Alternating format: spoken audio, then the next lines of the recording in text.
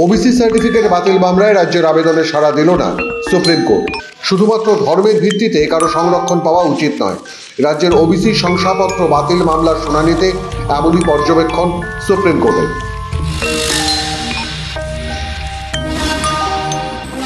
কলকাতা হাইকোর্টের নির্দেশে রাজ্যের দেওয়া কয়েক লক্ষ ওবিসি সার্টিফিকেট বাতিল হয়ে যায়।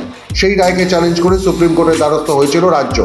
শীর্ষ আদালত এই নির্দেশে এখনো পর্যন্ত কোনো স্থগিতাদেশ দেয়নি। ওবিসি সার্টিফিকেট বাতিল মামলায় সুপ্রিম কোর্টে হাইকোর্টের রায়ের উপর স্থগিতাদেশ চায় রাজ্য। তবে এখনই সেই আবেদনে সাড়া দিল না সুপ্রিম কোর্ট। আপাতত বহালই থাকছে হাইকোর্টের রায়। জানুয়ারি মাসে হবে মামলার পরবর্তী শুনানি। শুধুমাত্র ধর্মের ভিত্তিতে সংরক্ষণ পাওয়া উচিত নয়, এমনটাই মন্তব্য করলেন বিচারপতি বি.আর. গাভাই। এই মামলায় বিচারপতি বি.আর. গাভাই স্পষ্ট করে দেন, শুধুমাত্র ধর্মের ভিত্তিতে সংরক্ষণ পাওয়া উচিত হবে না। তবে শুনানি মুলতবি রাখেন বিচারপতি। 22শে মে বিচারপতি তপব্রত চক্রবর্তী এবং বিচারপতি রাজাশেখর মান্থার ডিভিশন বেঞ্চ 2010 সালের পর থেকে তৈরি রাজ্যের সব ওবিসি সার্টিফিকেট বাতিল করে দিয়েছিল। হাইকোর্টের নির্দেশে প্রায় 12 লক্ষ সার্টিফিকেট অকেজো হয়ে যায়। উচ্চ আদালতে এই নির্দেশকে চ্যালেঞ্জ করে সুপ্রিম কোর্টে যায় রাজ্য।